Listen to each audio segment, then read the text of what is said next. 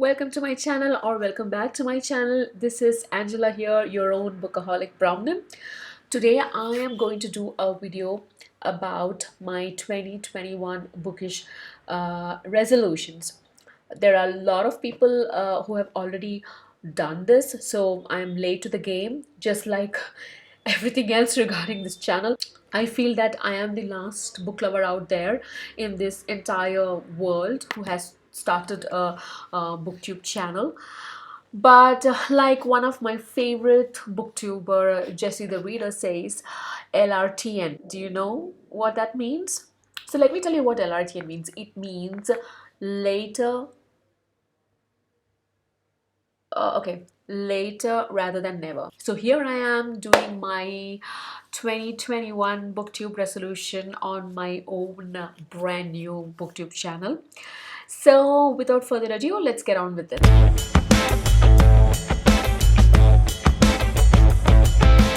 I am a slow reader. I take my own sweet time in finishing up books. But 2020 was a little bit different. I had a lot of time in my hands, just like everybody else. So I thought that let me put a little bit of focus and concentration into my reading speed so that I can finish more books. So I was able to finish more books than usual. However, the number of books that I finished last year is nothing compared to usual booktuber and book lover numbers. So this year I decided I need to set a reasonable target for myself, which is not intimidating but at the same time achievable. So I decided that I should set a target which is kind of mid-range between booktubers who read a lot and the other extreme of the spectrum. So I decided on a round figure number 50. So I am aiming to complete 50 books this year. I hope I can achieve the target, and if it is more than that, well and good. But 50 is I think a reasonable target considering my current reading speed. That's my first bookish resolution, that I finish 50 books this year. If I am slow like a tortoise when it comes to reading books, then I am a sloth when it comes to reading non-fiction books in particular. So my second bookish resolution is that out of the 50 books that I have set as target for my book reading this year, I want to make sure that at least 10 of them are non-fiction books. When I say non-fiction, I mean science, politics, biographies, history, etc. So it will be so these 10 books would be a mix of all these different subjects. Currently I'm reading a non-fiction book in parallel to the fiction book that I'm reading. So this is how I read. This is my reading pattern. I always have a fiction book and a non-fiction book going on at the same time. And of course, by the time I finish 3 fiction books, I might be still somewhere in midway through my non-fiction book. That's how slow I read non-fiction books. So I want to pick up my speed of reading non-fiction books and push myself to at least complete 10 non-fiction books this year. But also I want to make sure that I am not just pushing myself to complete or reach that target and in the meantime not concentrate on what I'm reading or lose the essence of the book that I'm reading. So I want to keep both these things in balance and read very meaningful books. So currently I'm reading Steven Pinker's Enlightenment now. It's right here. It's very interesting. So once I finish that, I will pick up Becoming by Michelle Obama. If you follow me on Bookstagram, you would have seen that I had recently uploaded the picture of Becoming by Michelle Obama. Lovely cover, lovely book. Yeah, and it is the highest rated Goodreads book of last year. I also have a very, very rich, interesting list of non-fiction books that I have selected for my non-fiction TBR, which I will make a video about very soon. That's my second bookish resolution. Most of the books that I select for reading are based on reviews from fellow readers in Goodreads, or sometimes I go to my favorite booktubers channel and listen to their TBR or wrap up videos, and that's how I make a list of books that I want to read. So I really depend on other readers' review and feedback to make sure that I select the right kind of book for myself, and also to some extent that I can be assured of that I will be entertained and it is a good book. So because I know that I depend on other people's review, I am thinking that there are many others who also are looking forward to read other people's review before they decide on which book to go for. So in that respect, I thought that my way to give back to this community is to write my own reviews, honest reviews on the books that I read.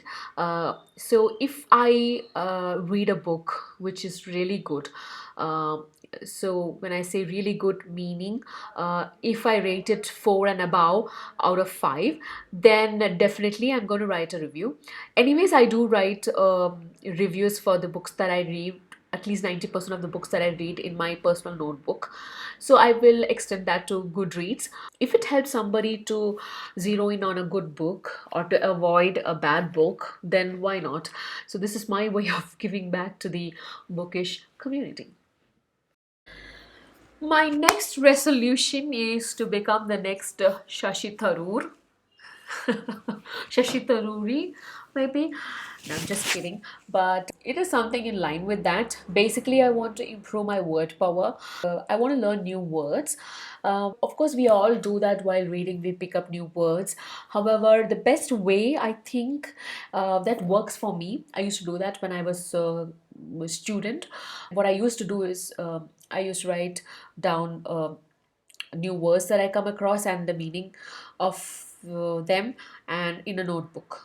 Yeah, so I think I should start doing that, so that when I find a nice, amusing new word which I can use in my writings or in general conversation, then I should write it down and then write the meaning next to it, so that I can, when I have time, I can just flip through it, and that's how I want to learn new words. So, yeah, my fourth bookish resolution is to become the next Shashi Tharoor.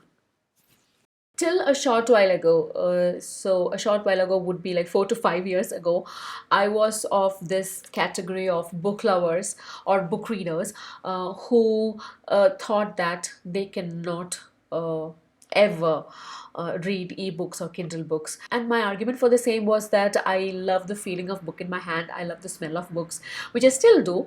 But I decided, okay, I had a lot of colleagues who recommended me, go for it, try, give it a try. And I bought myself a Kindle and I do not regret it at all.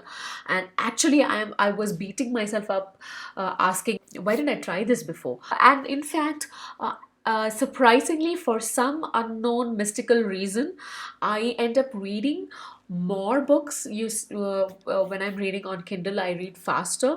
I'm not sure why I do that. I'm yet to figure out why this happens, but that's the truth. I actually read a lot faster and finish books faster while I'm using my Kindle. How I felt about Kindle 5 years ago is how I feel about audiobooks right now. And I've heard many booktubers recommend to go for audiobooks. You can listen to them while you're doing your chores, or while you're driving, or while you're going for a run or walking or whatever.